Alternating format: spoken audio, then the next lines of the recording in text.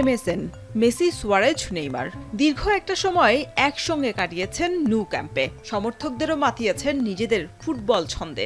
নিশ্চয়ই এখনও চোখ বন্ধ করলেই সমর্থকদেরও বার্সেলোনার 2014 থেকে 17 সালের সেই ত্রিফলা আক্রমণের ছবি ভেসে ওঠে। বার্সাকে 2014-15 মৌসুমে ট্রেবল চ্যাম্পিয়ন করার অন্যতম কারিগর ছিলেন এই তিন বন্ধু।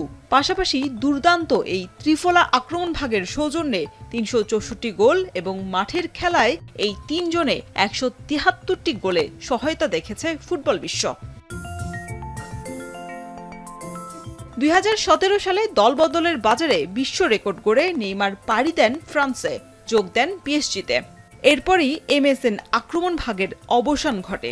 2020-এ সুয়ারেজ, ঠিক এর পরের বছরই বার্সা ছাড়েন লিওনেল মেসিও।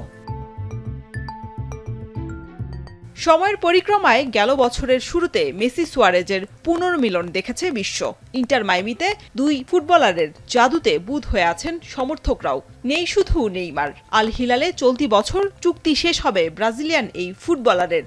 এরপরই বোধহয় 16 কলা পূর্ণ হওয়ার অপেক্ষা, এমনই আভাস দিয়েছেন নেইমার জুনিয়র। যুক্তরাষ্ট্র ভিত্তিক টেলিভিশন চ্যানেল CNN-কে সাক্ষাৎকারে নেইমার বলেন, মেসি এবং সুয়ারেজের সঙ্গে খেলা অবশ্যই অবিশ্বাস্য। দুজনের সঙ্গে যোগাযোগ হওয়ার বিষয়টিও বলেন নেইমার। সৌদি আরবে ভালো আছেন নেইমার, আল হিলালে সুখে আছেন তিনি।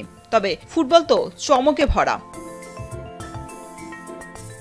দেখতে দেখতে বয়সটাও কম হলো না নেইমারের। 32 বছরের এই তারকা ফুটবলার বেশিরভাগ সময়ই চোটের কারণে থাকেন মাঠের বাইরে। গেল বছর আল হিলালের হয়ে খেলেছেন মাত্র 5 ম্যাচ। তবে আসন্ন 2026 বিশ্বকাপে খেলার আগ্রহের কথা জানান তিনি। বলেন, বিশ্বমঞ্চে খেলতে চেষ্টার কমতি রাখবেন না, বিশ্বকাপ খেলতে নিজেকে উজাড় করে দেওয়ার কথাও বলেন নেইমার। নেইমারের ফেরাটা হবে রাজার মতো, গড়বে নতুন রেকর্ড, তৈরি হবে ইতিহাস। আর মেসি, নেইমার, সুয়ারেজের আরও একবার ত্রিফলা আক্রমণের প্রত্যাশা তো থাকছেই সমর্থকদের মনে।